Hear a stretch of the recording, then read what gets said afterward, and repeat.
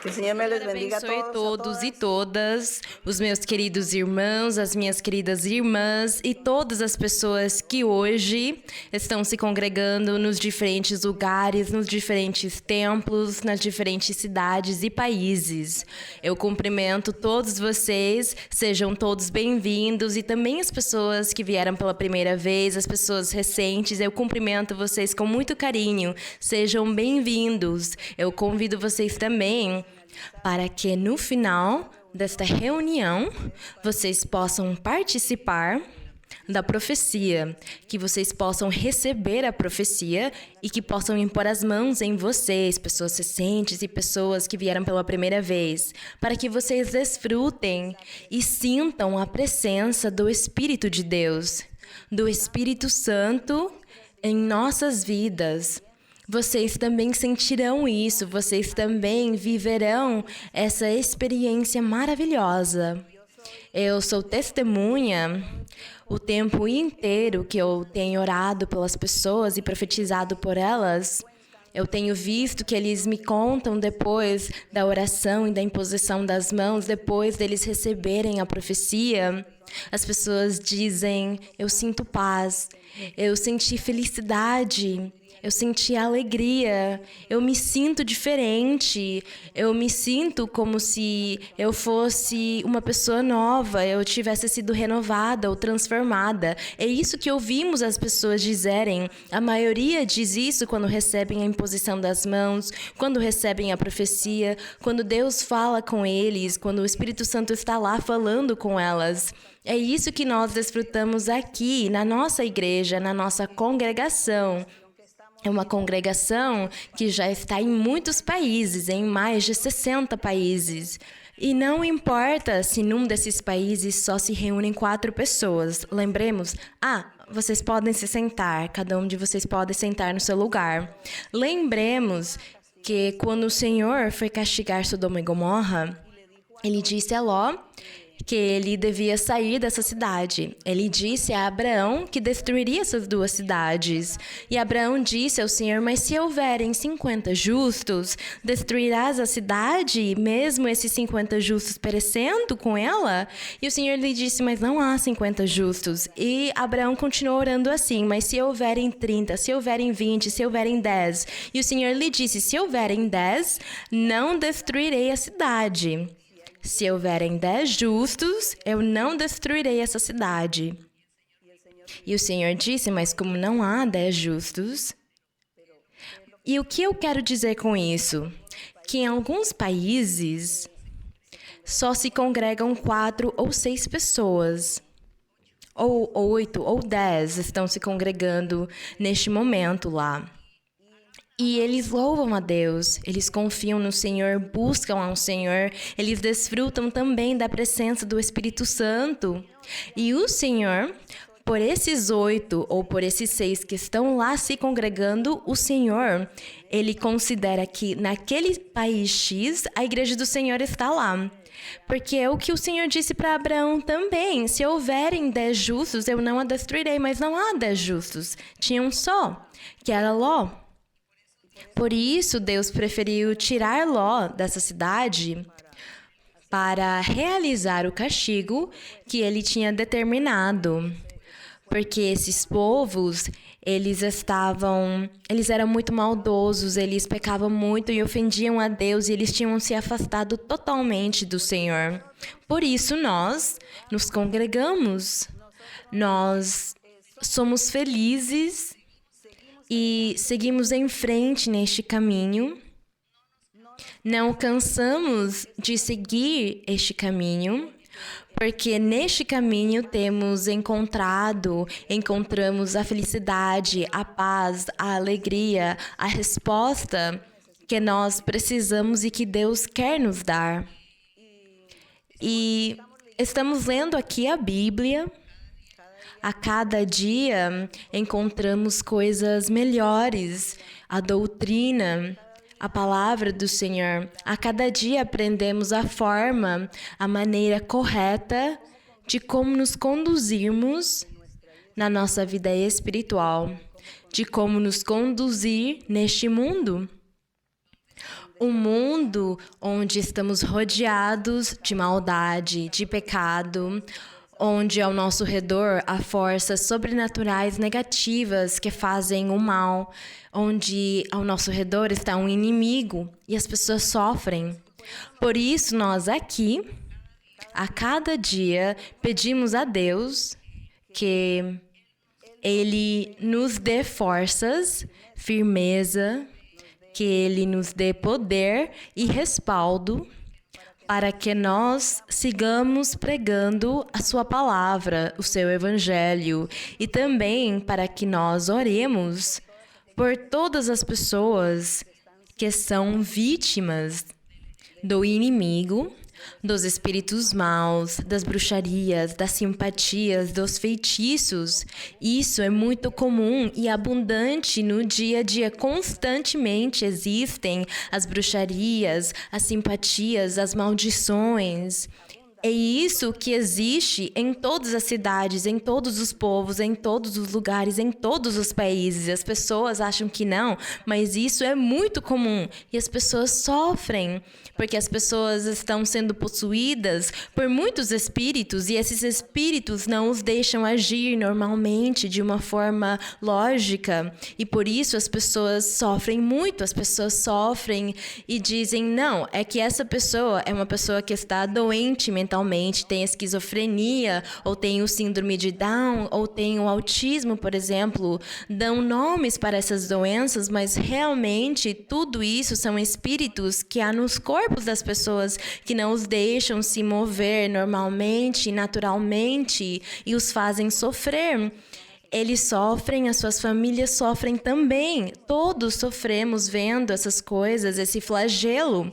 Por isso nós aqui, a cada dia, na nossa congregação, louvamos a Deus e oramos a Deus e pedimos para Deus nos ajudar, nos dando o respaldo e o poder para falar com as pessoas, para ensiná-las, para impor as mãos e orar pelas pessoas.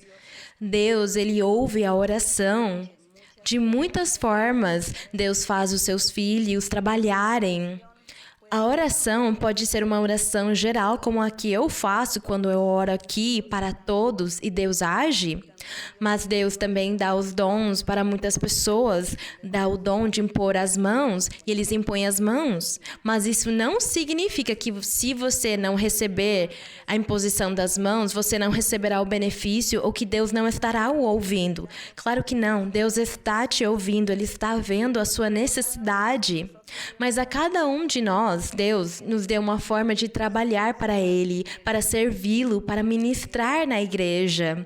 Essa também é a nossa finalidade de nos congregar aqui, aprender de Deus, ter a Deus aqui e servir as pessoas, servir a humanidade, servir ao nosso próximo.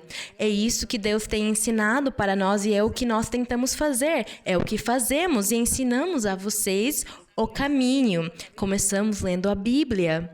Logo após, nos congregamos todas as vezes que vocês possam. Não digam que chatice, não digam que cansaram de se congregarem, não digam que cansaram de estar na igreja, que estão indo embora para o mundo, que agora desfrutarão dos prazeres do mundo. Não digam isso, porque Deus está os vendo e Deus trouxe você neste lugar para que você o sirva de uma ou outra forma, falando com as pessoas, ensinando, consolando, orientando, dando uma palavra de ânimo. Há muitas formas, há diversas formas como Deus usa cada um de nós para ajudar as outras pessoas. E nós somos felizes, mas também fazemos as outras pessoas felizes com o nosso trabalho. Por isso, pessoas recentes, eu convido vocês a participarem e desfrutarem dos dons. Desfrutem da profecia, do que o Espírito Santo lhes diga. Não esperem que Deus lhes diga toda a sua vida, mas o que Deus falar com vocês, guardem isso no seu coração e na sua alma. Agradecemos a Deus por isto, e é por isso que nós aqui continuamente estamos falando quase o mesmo, dizendo as mesmas coisas, mas é isso que fazemos, é esse o nosso trabalho, porque é essa felicidade, o amor que Deus colocou em nós, a felicidade que nós temos, e nós temos também que participar participar a todos do que Deus nos deu, também compartilhar com os outros. Por isso dizemos a vocês, eu sou feliz no Senhor e eu quero que vocês sejam felizes também. Eu quero que você seja feliz. É isso, é essa maior satisfação que nós temos. Por isso, hoje vamos continuar lendo no nosso livro de Hebreus. Já em Hebreus, nós estamos chegando no final do livro de Hebreus. Hoje vamos ler o capítulo 12. Bem, não sei, no capítulo 13 de Hebreus, vocês podem me dizer também se gostariam que lêssemos no próximo ensinamento, Hebreus 13, porque, na verdade, aqui o apóstolo está cumprimentando pessoas específicas daquela época, está contando experiências e vivências que os apóstolos tiveram com crentes nessa época, mas talvez, se vocês quisessem, nós podemos falar um pouco desse capítulo para conseguirmos contextualizar e entender como foi que aconteceram as coisas na antiguidade, não é? Falando há mais de 2000 anos. Mas tudo bem, no capítulo 12 de Hebreus, como vocês conseguem ver, o apóstolo continua falando do nosso Senhor Jesus Cristo. Se vocês querem, pessoas recentes, pessoas que vieram pela primeira vez, se vocês quiserem saber mais sobre o Senhor Jesus Cristo, podem ler o livro de Hebreus inteiro. Lá fala sobre ele, ressalta, destaca quem ele foi, quem é o Senhor, porque ele é o mesmo, e até onde nós devemos valorizar e respeitar o seu nome, valorizar a sua existência e valorizar que Ele é Deus e que todos os milagres que Deus tem feito ao longo de todos esses anos para milhares de pessoas, todas as pessoas testificam, elas são testemunhas da forma como Deus tem se manifestado nas suas vidas, como Ele tem falado com elas e lhes ensinado sobre a existência de Deus, o Pai, o Filho e o Espírito Santo. Deus que trabalha de 3 formas diferentes, mas que é um só Deus. Em Hebreus 12, no verso 1, diz: portanto, nós também, nós os crentes, porque aqui quando o apóstolo diz nós, está se referindo aos apóstolos junto com os crentes da igreja, da congregação. Nós também, tendo a nosso derredor tão grande nuvem de testemunhas, despojemo-nos de todo o peso e do pecado que nos assedia. Este verso 1 diz que, tendo nós ao nosso redor muitas testemunhas que dizem o mesmo pelas experiências que elas têm vivido no nosso Senhor, o apóstolo diz que nós devemos abandonar e nos afastar de tudo que for pecado. Diz, corramos com paciência a carreira que temos pela frente. Corramos com paciência a carreira que temos pela frente. Nós sempre dizemos aqui que estamos andando no caminho da perfeição.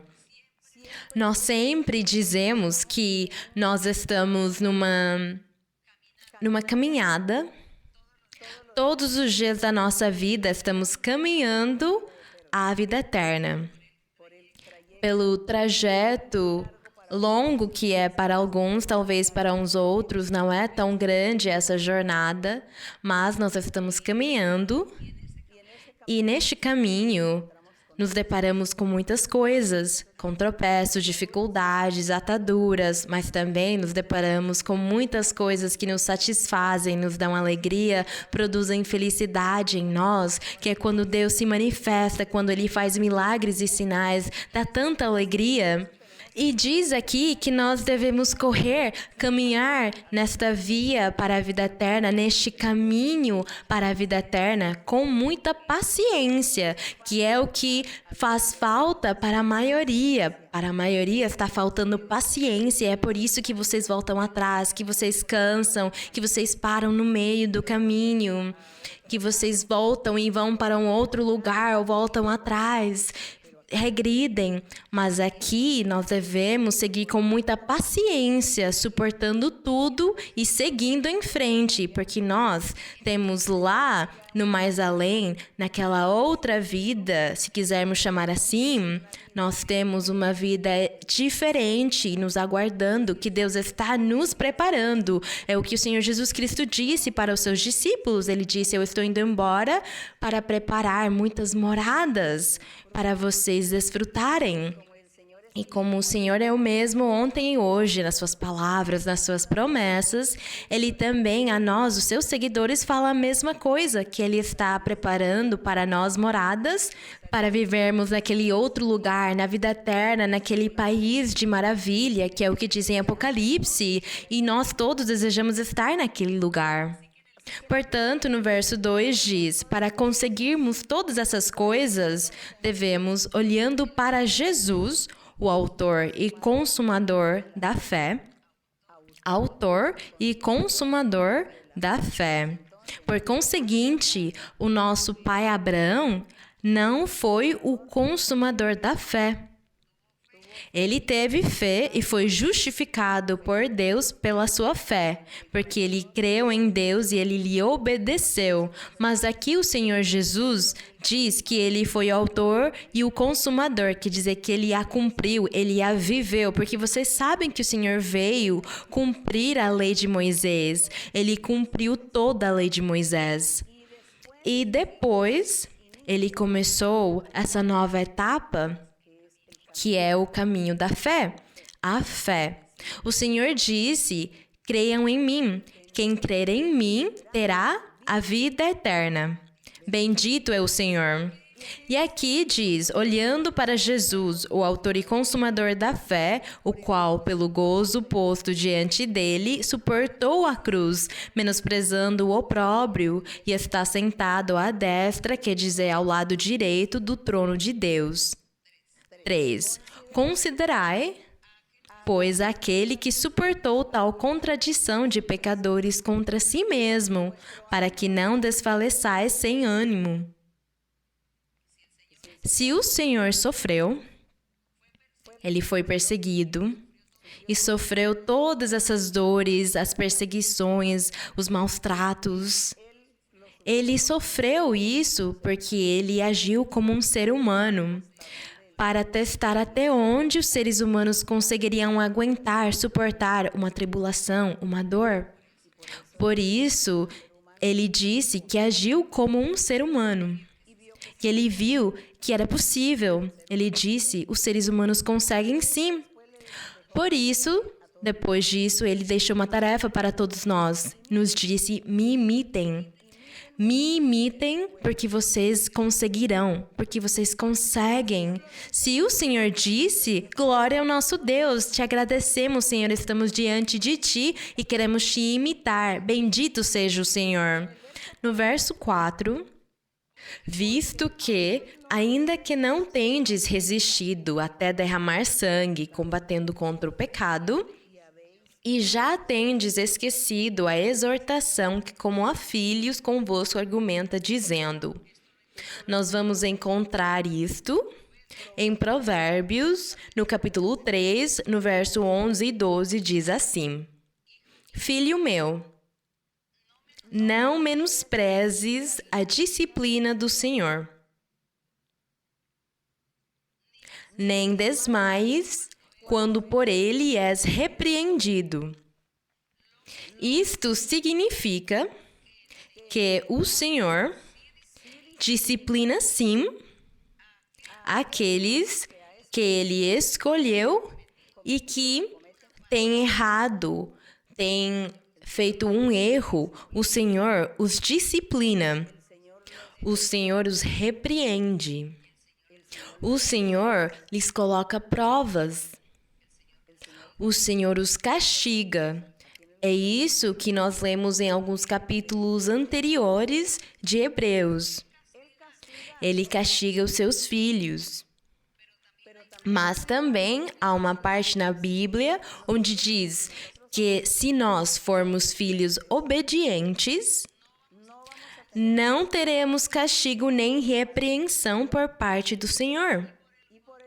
Pelo contrário, Ele estará premiando, Ele estará recompensando os seus filhos obedientes, vai premiá-los, dando-lhes dons perfeitos, os usando para fazer milagres e para fazer muitas coisas, lhes dando poder, lhes dando respaldo, ouvindo as suas orações, cumprindo os desejos dos seus corações e os pedidos deles. Esses são os prêmios que o Senhor dá aos seus filhos obedientes. Para que não se cumpra este verso que diz: Filho meu, não menosprezes a disciplina do Senhor, nem desmaies quando por ele és repreendido, porque do Senhor vêm os galardões, vêm os prêmios, vem o melhor. Nós vamos lembrar da história de Jó, onde diz que Jó, ele tinha sido um homem perfeito, santo, reto perante Deus, e Deus permitiu que ele fosse provado.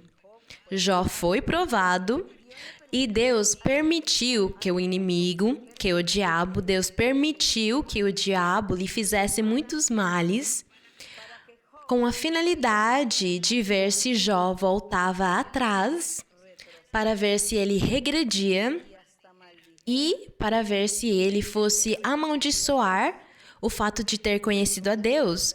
O diabo buscou de muitas formas colocar armadilhas contra Jó, e como Deus sabia que Jó amava a Deus muito, o Senhor lhe disse: faz o que você quiser, mas não toca na vida dele. Diz na Bíblia que Jó foi provado e Jó não sabia por que ele estava sendo provado. Ele não entendia, porque ele dizia que ele tinha feito o que era bom durante toda a sua vida. Então, qual seria o motivo dele estar nessa situação? Contudo, ele teve paciência. Ele suportou a disciplina ou a repreensão que Deus lhe permitiu. Ele o suportou, o tolerou e no final ele triunfou, ele venceu. Deus lhe premiou e lhe deu um grande galardão. Jó recebeu muitas bênçãos. E aqui no verso 6 diz: porque o Senhor disciplina o que ama. Porque Deus, ele ama o seu filho, o seu crente. E se essa pessoa for se desviar, for fazer coisas ruins diante de Deus, ofendê-lo com os pecados ocultos, quando as pessoas pensam: ninguém está me vendo, eu posso fazer isto, posso fazer aquilo, porque ninguém está me vendo. Ninguém poderia me acusar, só que Deus está te vendo.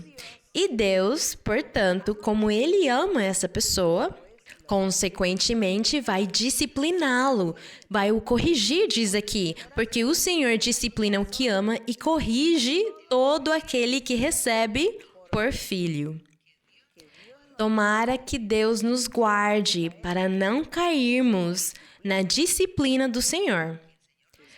Tomara que o Senhor nos ajude a sermos fortes e valentes, corajosos, a sermos inteligentes. Esse é o primeiro passo, ser inteligentes, para que dessa mesma forma possamos entender e compreender o caminho do Senhor, a sua palavra, entender o que Ele quer que nós façamos para o agradar. E dessa forma, sim, nós não seremos esses filhos desobedientes, não teremos um motivo para o Senhor nos castigar nem nos disciplinar se estivermos andando retamente diante dEle. É isso, então, que nós devemos ser, bons filhos. O verso 7 diz: se suportais a disciplina, Deus vos trata como filhos. Pois qual filho a quem o pai não disciplina? Diz aqui que o pai, quando ele ama os seus filhos, os educa. Ele os disciplina, lhes ensina, lhes orienta, lhes faz proibições, ou tira alguma coisa que eles gostam como um castigo para lhes fazer ver, os pais fazem a criança enxergar o seu erro, o que não deve fazer. Vai os educando, vai falando com eles, vai lhes ensinando, porque amam seus filhos. E o nosso Deus é assim conosco também.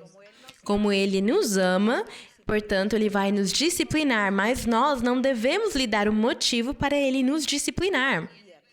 E aqui no verso 8 diz: mas se estáis sem disciplina, da qual todos têm sido participantes, então sois bastardos e não filhos. Se Deus não nos disciplinar, não castigar, não provar, não chamar a atenção das pessoas, deixar elas fazerem o que elas quiserem, isso quer dizer que Deus não está nos vendo como seus filhos, mas como filhos que não são dele, como uma pessoa qualquer que não tem a Deus. É isso que significa ser um filho bastardo. Na antiguidade, os filhos bastardos eram aqueles que nasciam fora do casamento desse casal. Eles casavam, celebravam seu casamento, mas às vezes o homem tinha uma mulher fora desse casamento e eles tinham filhos com ela. Esse filho era chamado de bastardo e ele não tinha direito à herança nem a desfrutar de tudo que tinha dentro desse casamento. Mas hoje, o que isso significa? Hoje nós não podemos mais fazer essas comparações, porque hoje as leis mudaram e dizem que todos os filhos devem ser vistos da mesma forma, todos são filhos e têm os mesmos direitos. No entanto, sempre existiu na sociedade, existe essa pintinha ou esse pontinho preto quando acontecem essas situações. E isso gera pleitos, gera confusões, conflitos, litígios entre as famílias e a sociedade por causa desse problema. Portanto, vemos que hoje, mesmo as leis terem mudado muitas coisas, as pessoas continuam sendo meio que isoladas, como se elas não pertencessem a essa família. Portanto, quando aqui na Bíblia o Senhor dá esses exemplos, ele viu que mesmo se passando os anos e as épocas, as palavras e os costumes não mudam tanto. Eles continuarão sendo bastardos. E o Senhor diz: aos meus filhos que eu não disciplinar, é porque eles não são os meus filhos. É porque eles não merecem ser os meus filhos. Provavelmente fizeram muitas coisas que provocaram que Deus o afastasse da sua presença. Foram rebeldes, insensatos, duros de coração. Provavelmente Deus os afastou da sua presença. Mas o filho que Deus ama diz aqui que o disciplina, porque se não o disciplinar, não é o seu filho. E nós hoje todos desejamos ser filhos do Senhor e não sermos filhos ilegítimos. Queremos ser os filhos do Senhor, mas para isso devemos andar muito bem neste caminho, andar muito bem no caminho da perfeição. É no caminho da perfeição no qual nós estamos andando. A cada dia devemos ser transformados e o nosso coração deve mudar, vivendo uma vida reta e melhor a cada dia. E no verso 9 diz, não, estamos lendo no 9. Além disso, tivemos nossos pais terrenos, ele está dando um exemplo, que nos disciplinavam e os respeitávamos. Aqui ele disse que se nós, com nossos pais terrenos, mesmo ele nos disciplinando, nos castigando, nos repreendendo, bem, contudo diz que nós os respeitávamos, que os amávamos. Diz aqui: por que não nos submeteremos muito mais ao Pai Celestial, ao Criador dos céus e da terra, ao nosso Pai, ao nosso Deus, ao nosso Rei? Como não obedeceríamos Ele, que é o tudo em nós? E dessa forma, nós viveremos sob esse temor do nosso Deus. Se fisicamente e como humanos aceitamos e respeitamos os nossos pais, ainda mais devemos fazê-lo com o nosso Deus. Devemos valorizar o nosso Deus. Devemos dar para Deus o que Ele merece. E isso é a santidade. Se lembre que aqui em Hebreus também diz, sem santidade, ninguém poderá estar com Deus, nem ver a Deus, nem viver com Deus. O Senhor estará sempre enraivecido com essas pessoas. Porque quando não há santidade, isso significa que há fraquezas na sua carne que o fazem se afastar de Deus, porque você está fazendo uma e outra coisa que ofende a Deus, olhando o que não deve olhar, tendo ambição, cobiça, inveja, olhando a mulher do seu próximo, como diz o mandamento, como diz a lei, olhando outras mulheres que você não deve olhar porque não são suas, ou outros homens que não são seus. Tudo isso pode existir numa pessoa que se diz ser um filho de Deus.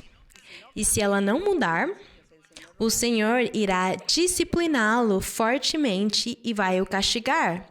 Mas por que nós temos que fazer o Senhor nos disciplinar? Por que seremos teimosos, insensatos? Não! Devemos ser santos. Santos quer dizer apartados de todas essas coisas ruins, de todas essas coisas indevidas, afastados disso. É isso que significa viver a santidade. No verso 10, eu vou terminar lendo, pois aqueles, na verdade, por pouco tempo nos disciplinavam como bem lhes parecia. Deus, contudo, disciplina-nos para o que nos é proveitoso, para que participemos de sua santidade. Glória a Deus! É verdade que nenhuma disciplina no presente parece ser causa de gozo. Claro, porque nenhuma disciplina produz alegria, regozijo, mas só tristeza. Mas depois dá fruto agradável de justiça aos que têm sido por ela exercitados. Diz aqui que depois vem um fruto. Quando nós nos comportamos como os filhos obedientes que agradam ao nosso Deus. Portanto, nós devemos buscar sempre o prêmio e as bênçãos do nosso Deus com o nosso bom comportamento na nossa vida do dia a dia, na nossa casa, no lar, na escola, na universidade, no trabalho, na empresa, no escritório, onde for, nós devemos nos comportar bem, vivendo uma vida santa, porque as pessoas sabem quem nós somos. E então eles verão em mim um mau exemplo, um mau testemunho e vão desmaiar. E Deus vai cobrar de mim todas essas almas que estão se escandalizando pelo meu mau exemplo, pelo meu mau testemunho. Mesmo eu dizendo ninguém está me vendo, não. Eu posso dizer que ninguém está me vendo, mas Deus me viu.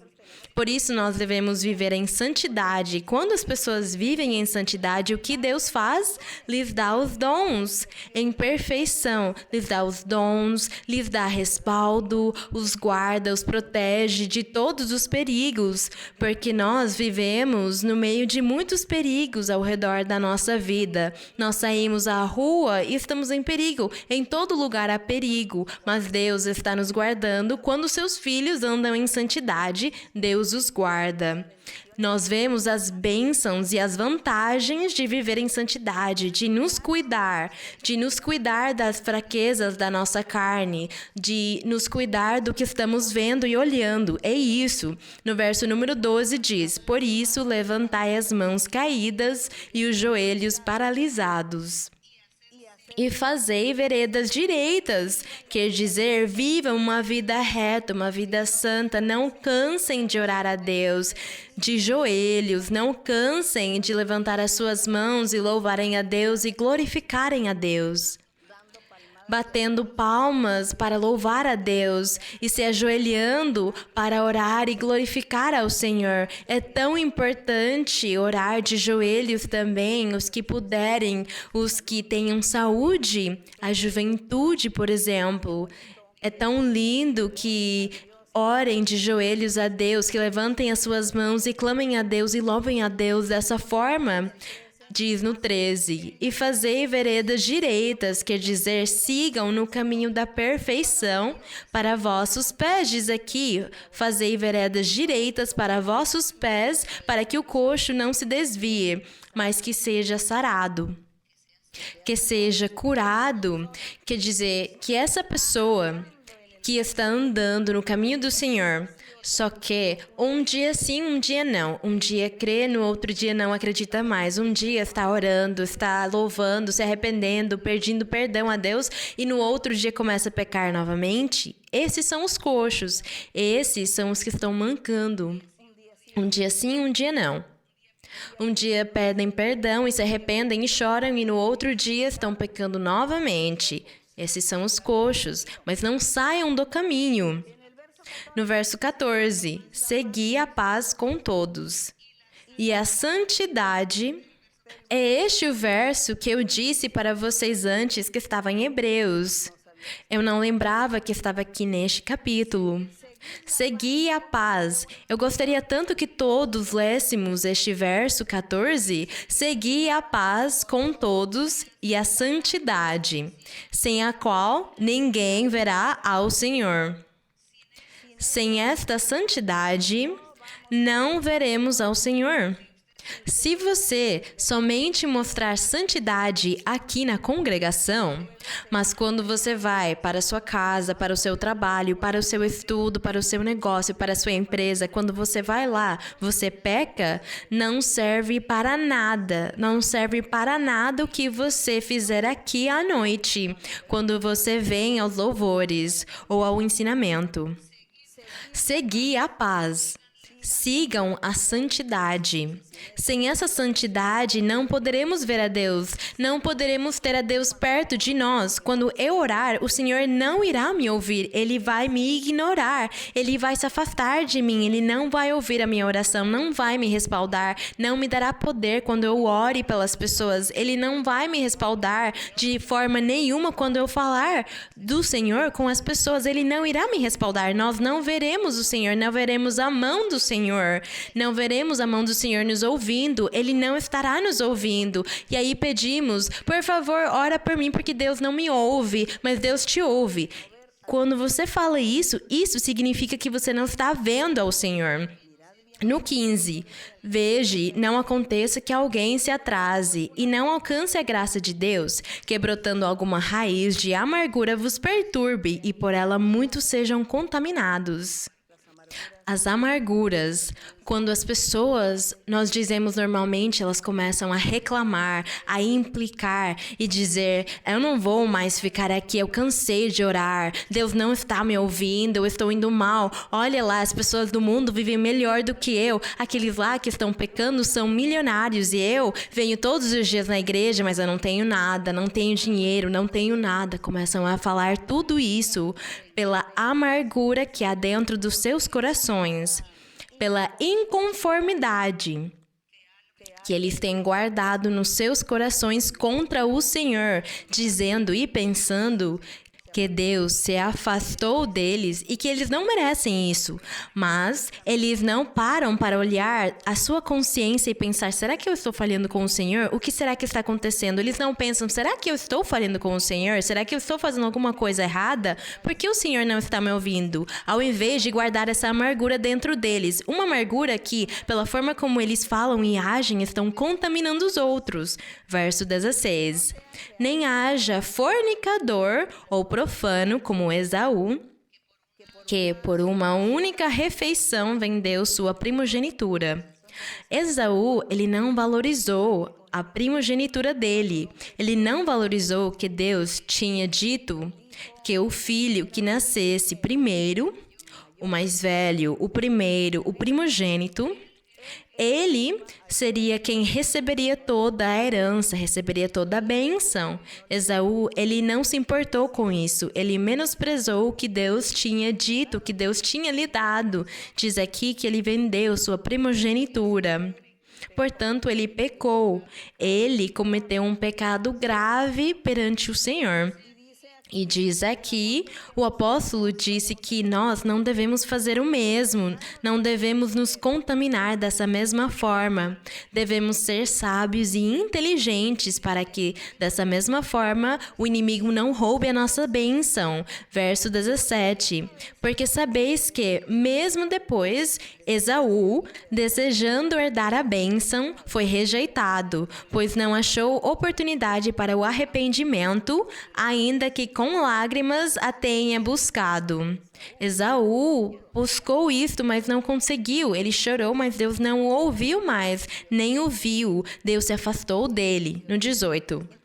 Mas então também, o que acontece hoje com isto? Se nós formos insensatos e teimosos, rebeldes e pecamos, achando que ninguém está nos vendo, o que acontece? Deus tira as bênçãos de mim.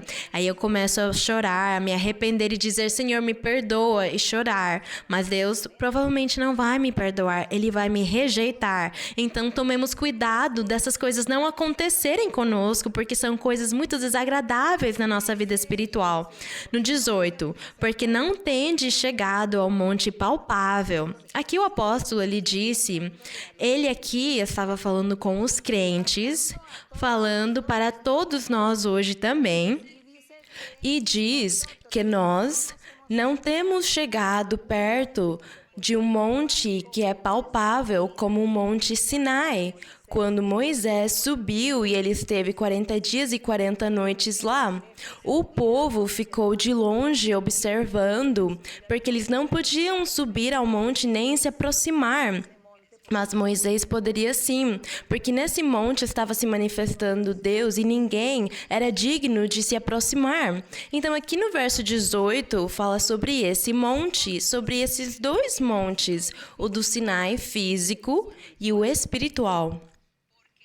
Porque não tende chegado ao monte palpável, se lembrem que é o Sinai, que ardia em fogo e que, além disso, havia ao redor dele escuridão, trevas e tempestade.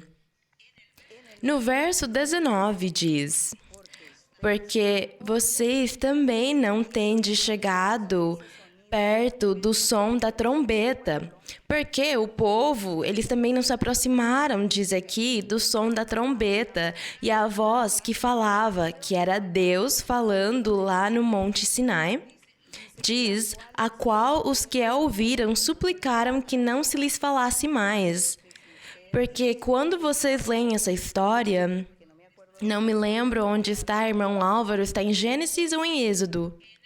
Em Êxodo, no livro de Êxodo, se vocês lerem a história, quando Moisés esteve lá no Monte Sinai, quando Deus falou e Moisés falava com Deus e ele teve que cobrir o seu rosto com um véu, porque Deus tinha dado tanto resplandor a Moisés que o povo não resistia a olhar para ele.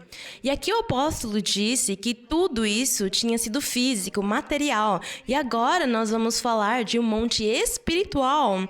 Um monte onde nós vamos ver se nós poderíamos hoje, como o povo do Senhor, se nós poderíamos nos aproximar desse monte, se vamos conseguir desfrutar de estar nesse monte. Vamos ver o que dizem estes versos, porque o povo naquela época não conseguiu. Eles se aproximaram desse monte, mas eles na verdade viam ele de longe, viam que havia fogo e escuridão, trevas e tempestade, o som da trombeta e uma voz que falava, a qual os que a ouviram suplicaram que não se lhes falasse mais, porque era muito forte para os ouvidos deles tolerarem. O 20, pois não podiam suportar o que lhes era ordenado. Se até um animal tocar o monte, será apedrejado ou traspassado com dardo. Ele destaca aqui que aquilo que foi material e físico, diz aqui que nem sequer um animal poderia se aproximar desse monte sem morrer instantaneamente ou ser apedrejado. Então, como seria se nos aproximássemos desse monte espiritual, do verdadeiro monte?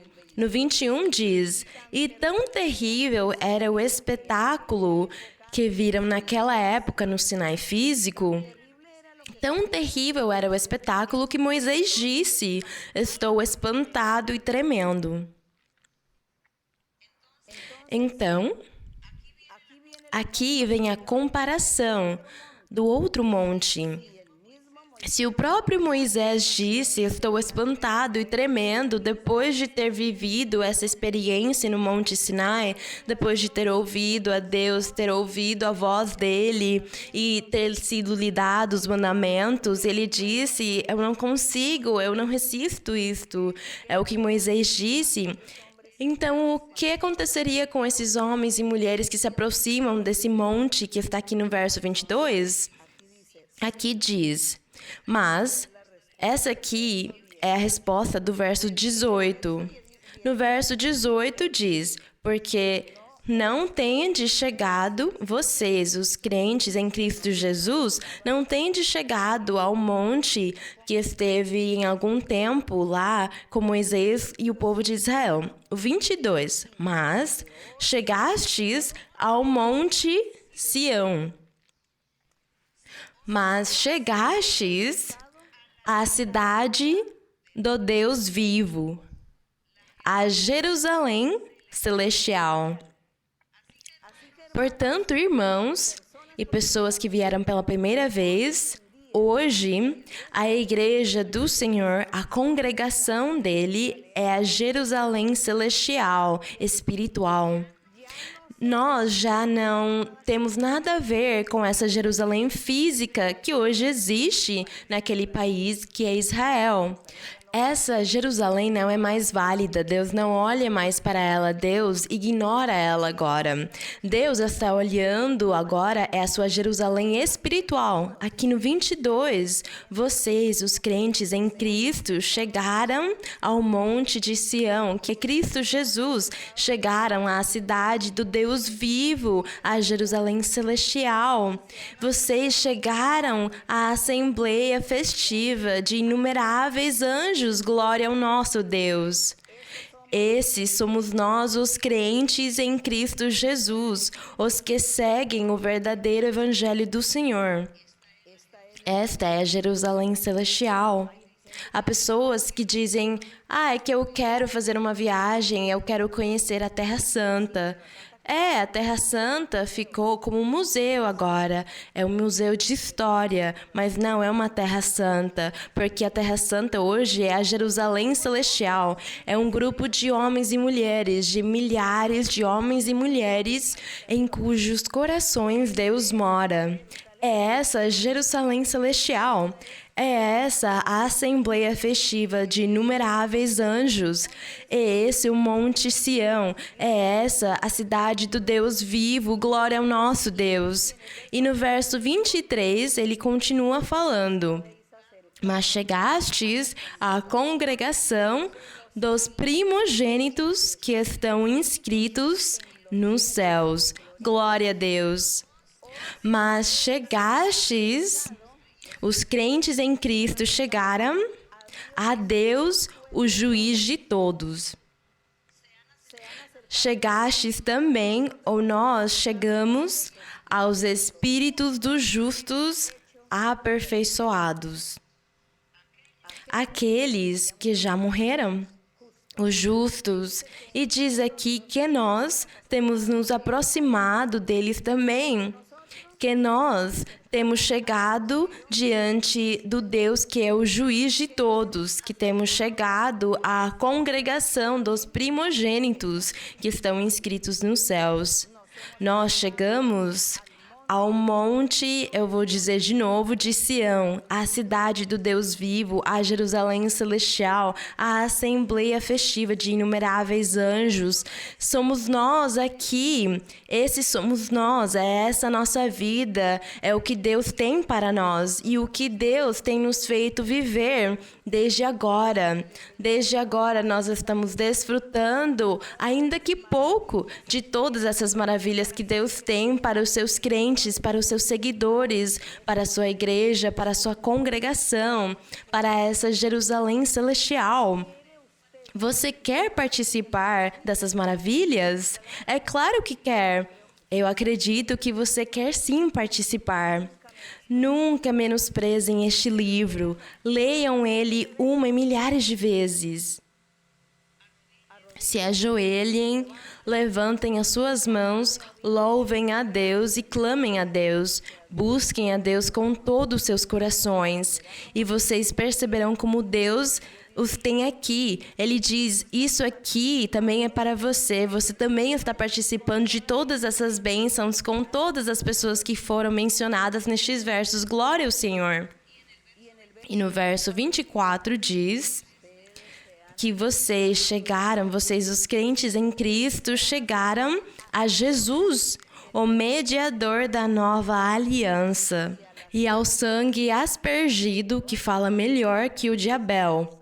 O sangue que Cristo derramou fisicamente na cruz do Calvário, diz aqui que foi o simbolismo onde todos os crentes, todas as pessoas, homens e mulheres, que crerem e buscarem o verdadeiro caminho do Senhor e seguirem este livro maravilhoso, este evangelho verdadeiro, onde o Espírito Santo está se manifestando, onde Deus nos dá os dons, todos poderão dizer que chegaram ao sangue aspergido, que fala melhor que o de Abel. Lembremos da história de Caim e Abel, quando Caim matou Abel e o sangue de Abel desde a terra clamava a Deus. E diz aqui que o sangue do Senhor Jesus foi melhor que o de Abel. E que todos nós vamos estar aqui participando, se somos filhos obedientes, se buscamos a santidade, se vivemos na santidade constantemente. Portanto, no verso 25 diz, então, vede que não rejeiteis ao que fala. Não rejeiteis a Deus, que é o que fala, porque Deus hoje fala. Deus hoje fala conosco. E é aí onde vocês devem perceber qual é a verdadeira religião. Há pessoas que dizem qual será a verdadeira religião, qual será o verdadeiro caminho, porque há milhares de religiões. É a religião onde Deus fala, onde o Espírito de Deus se manifesta, onde Deus está mudando e transformando os corações, transformando as vidas, onde Deus dá bênçãos e onde Ele também disciplina. É aí onde Deus está. É essa a verdadeira religião. Portanto, no 25 diz, vede que não rejeiteis ao que fala, porque se não escaparam aqueles que rejeitaram o que na terra os admoestava, na época de Moisés, com as leis e os mandamentos, diz, muito menos nós. Além disso, na antiguidade, Deus também tinha colocado seus profetas para admoestá-los, mas ninguém creu neles, nem lhes obedeceu. E diz aqui que hoje, com o Espírito Santo, os dons espirituais pelos quais Deus continua falando conosco, diz aqui, muito menos hoje, nós não podemos rejeitar a Deus, que está nos admoestando desde os céus. Glória ao Senhor. E o Espírito Santo é quem governa, quem dirige, quem corrige, quem ensina a congregação. E eu não vou cansar de repetir isso para as pessoas recentes. O Senhor Jesus Cristo, Ele fez a promessa. Ele disse aos seus discípulos, eu irei embora, mas eu enviarei o Consolador, o Espírito Santo, e Ele estará com vocês para sempre. E esse para sempre, nós ainda estamos vivendo nele. Glória ao Senhor. Portanto, é o Espírito Santo quem governa e ensina aqui.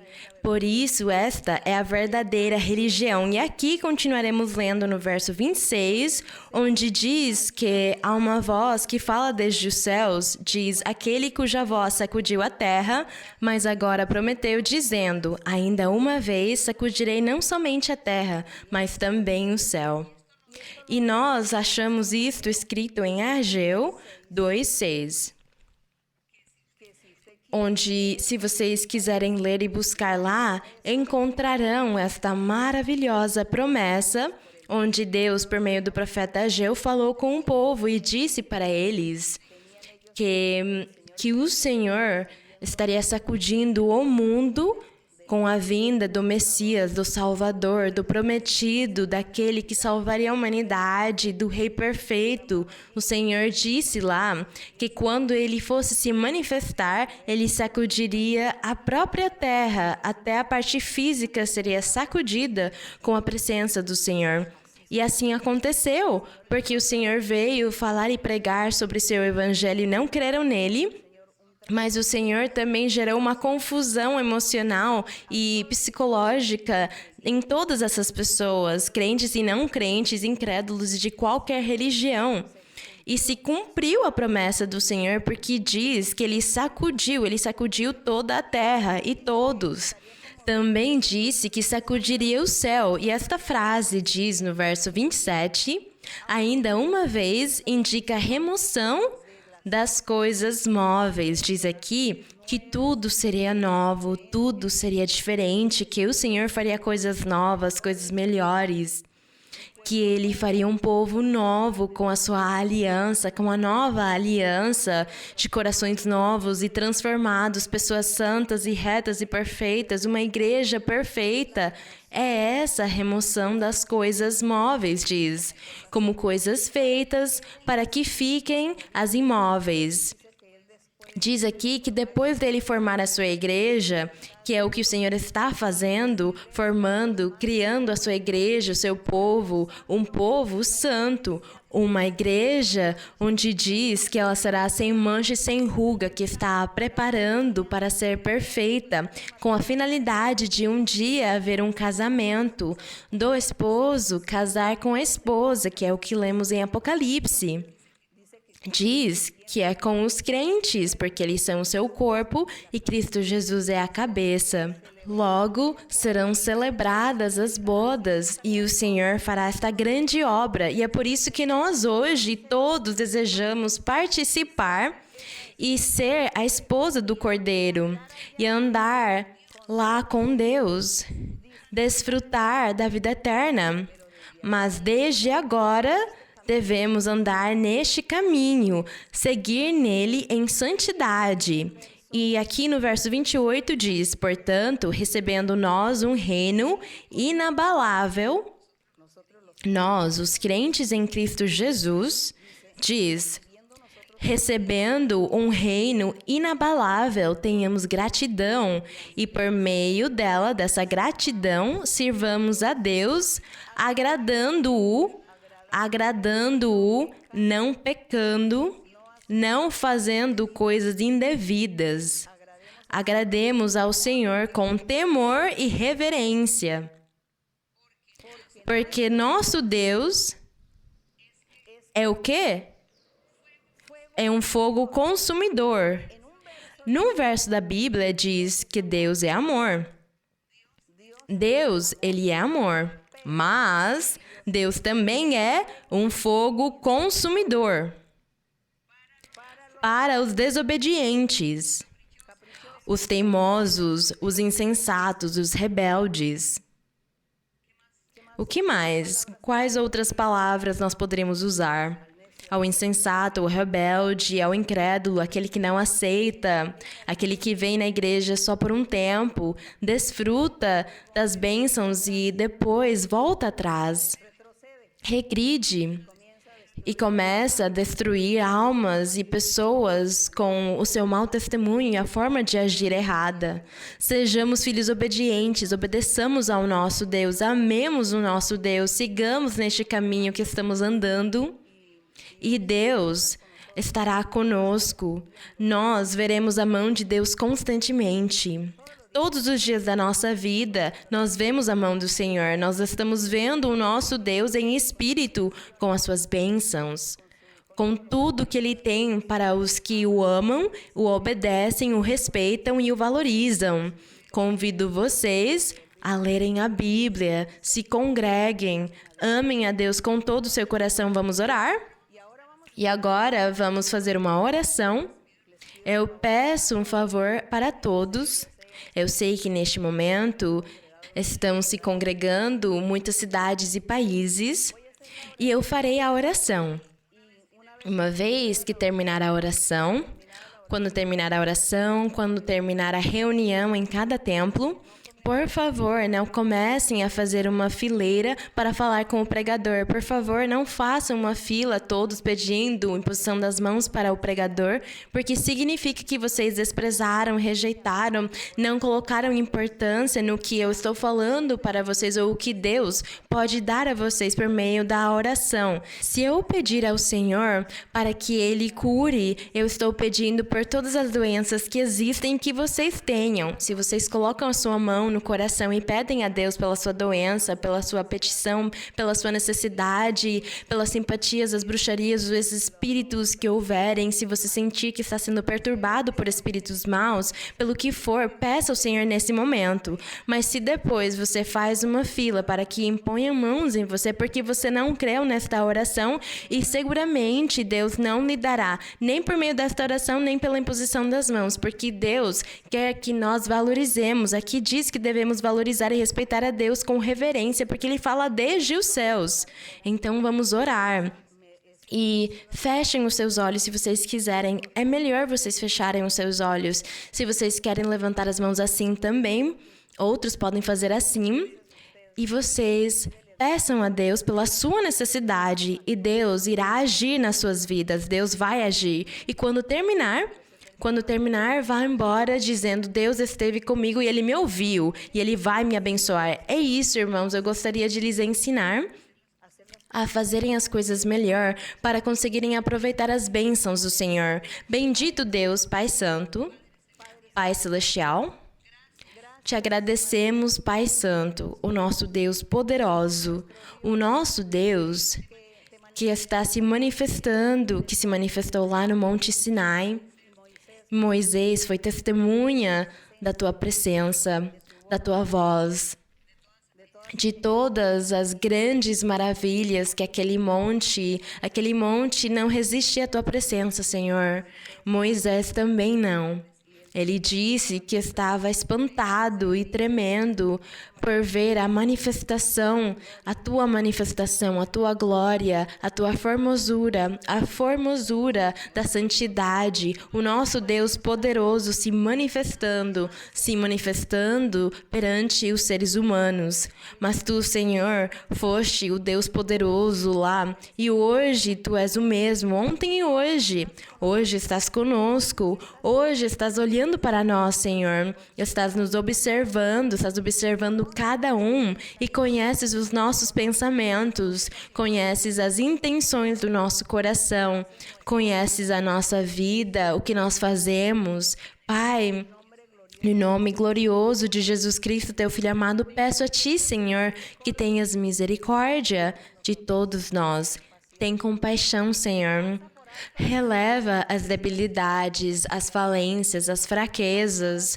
Releva todas essas coisas, Senhor, e nos ensina o teu caminho, nos ensina e nos ajuda para andarmos neste caminho verdadeiro, no caminho da perfeição. Nos ajuda a seguir nele, Senhor, para que possamos alcançar o galardão, para que possamos triunfar e vencer, para que possamos receber as tuas bênçãos. Nos ajuda, Senhor, para te louvar com todo o nosso coração, com toda a nossa alma, para te louvar, para te honrar, Senhor, porque tu o mereces.